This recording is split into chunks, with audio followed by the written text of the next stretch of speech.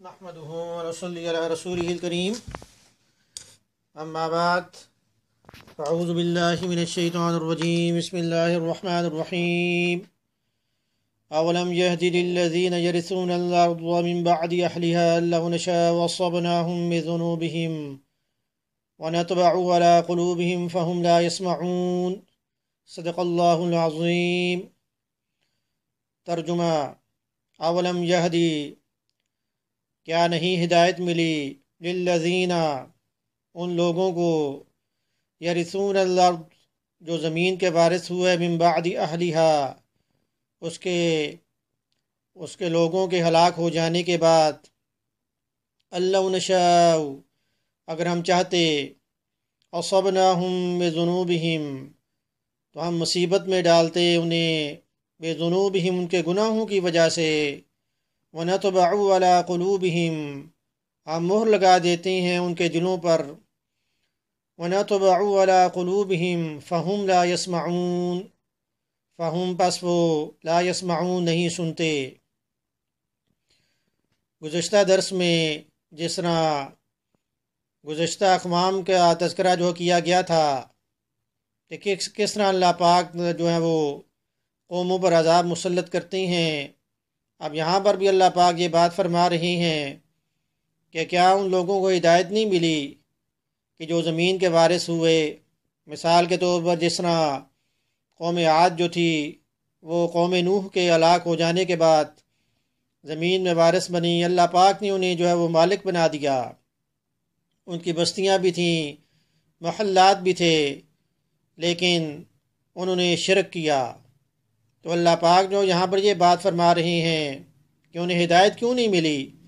انہیں تو چاہیے تھا کہ وہ قوم نوح سے جو ہدایت حاصل کرتے، کہ قوم نوح جو وہ جو شرک میں پڑ گئی، انہوں نے 5 بت بنا رکھے تھے،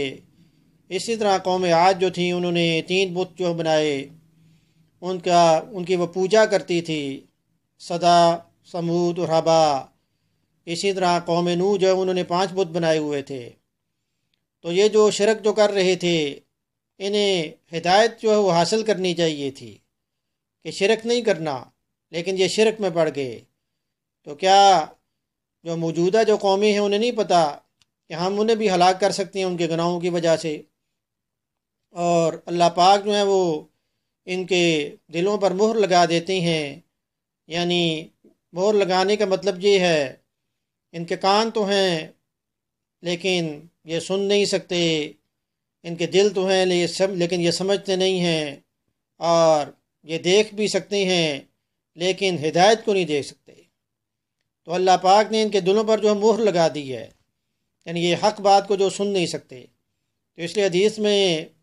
ارشاد ہوتا ہے، نبی اکرم صلی اللہ علیہ وسلم نے فرمایا کہ جب بندہ جو کوئی گناہ کرتا ہے تو اس کے دل پر ایک سیاہ نقطہ جو لگ جاتا ہے، اس کے بعد دوبارہ جب وہ گناہ کرتا ہے تو دوسرا نقطہ جو لگ جاتا ہے، اسی طرح پھر تیسرا، تو گناہ وہ کرتا جاتا ہے حتیٰ کہ اس کا پورا دل جو سیاہ ہو جاتا ہے۔ اس کے بعد اس کے پاس جو ہدایت نہیں رہتی، اسے حق و باطل میں پہچان جو ہے وہ کرنی ختم ہو جاتی ہے، اسے نہیں معلوم کہ حق کیا ہے باطل کیا ہے، وہ حق کو باطل اور باطل کو حق جو ہو سمجھتا ہے۔ تو ان کے دلوں پر اس طرح جو مہر لگ گئی اور یہ حق بات کو جو پہچان نہ سکے۔ اس کے بعد اگلی آیت کریمہ میں تلک القریٰ نقص علیک من انبائہا،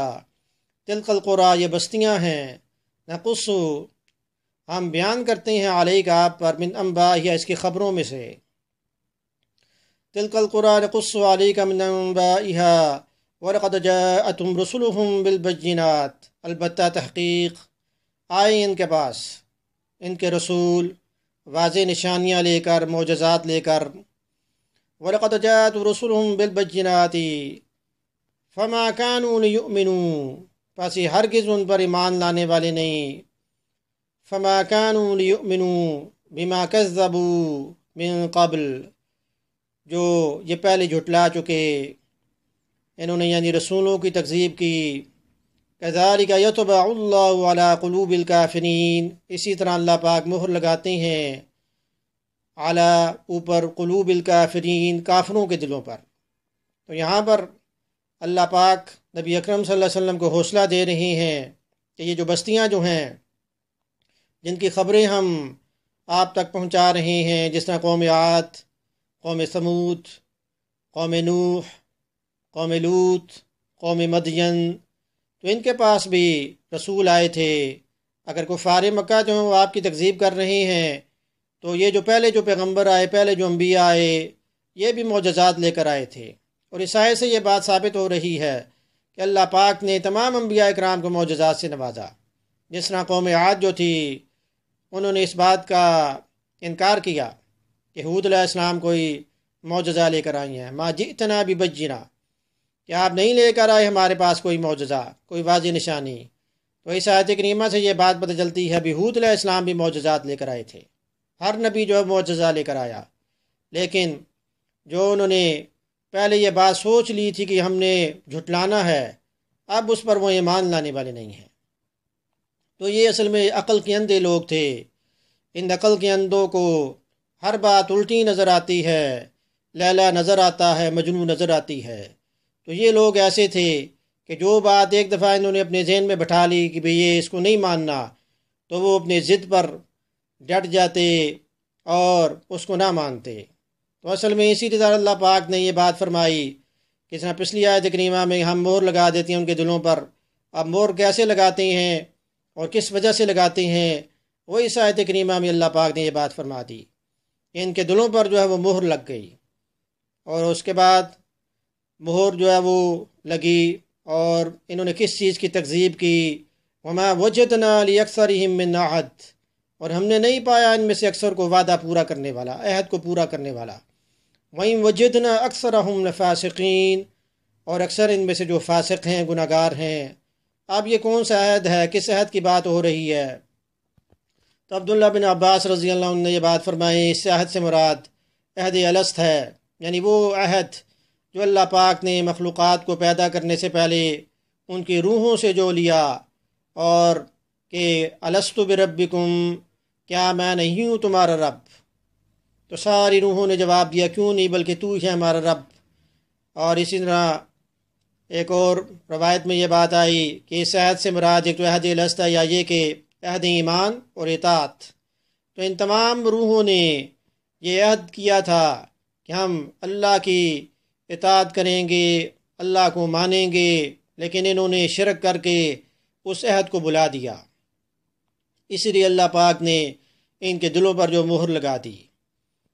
مجھے یہ ڈر ہے دل زندہ کہیں تو نہ مر جائے، کہ زندگانی عبارت ہے تیرے جینے سے، کیونکہ الا بذکر اللہ تطمئن القلوب، خبردار اللہ کی یاد سے دلوں کو اطمینان ملتا ہے۔ لیکن یہ لوگ تو ایمان والے ہی نہیں تھے، ان کی حالت تو یہی تھی کہ صم بکم عمی فہم لا یرجعون، بہرے ہیں، گونگے ہیں، اندھے ہیں، بس یہ رجوع نہیں کرتے۔ تو نبی اکرم صلی اللہ علیہ وسلم کو بھی یہ حوصلہ دیا گیا